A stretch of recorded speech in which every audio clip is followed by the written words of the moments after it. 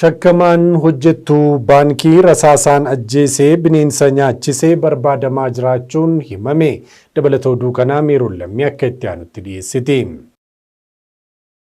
Shakkamaan hojjettuu baankii rasaasaan ajjeesee barbaadamaa jiraachuu poolisiin beeksisee jira. Qajeelcha poolisii magaalaa Sandaafaa bakkeetti itti gaafatamaa kutaa qorannoo kan ta'an itti aanaan koomaandaraa Nigaatuu Alamuu shakkamaan hojjettuu baankii rasaasaan ajjeesee reeffa isii ammoo bineensa nyaachisee barbaadamaa jiraachuu himanii jiru. Akka gabaasa BBC'tti dubartiin ajjeefamte Adaanech Kumsaa jedhamtu hojjettuu baankii daldala Itoophiyaa damee alaltuu yoo taatu jireenyaan magaalaa Sandaafaa bakkee jiraachaa turte.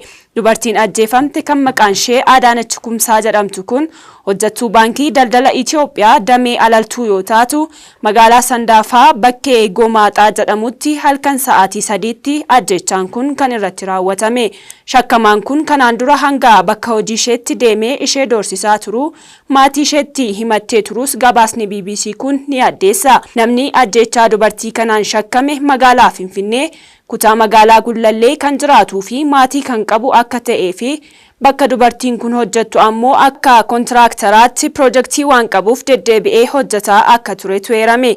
Shakkamaan kun dubartii ajjeefamte kana rasaasaan erga ajjeeseen booda achumatti gatee waan adeemeef reeffi miidhamtuu kanaa aluma bulee qaamni ishee bineensaan nyaatamuunis ibsamee jira.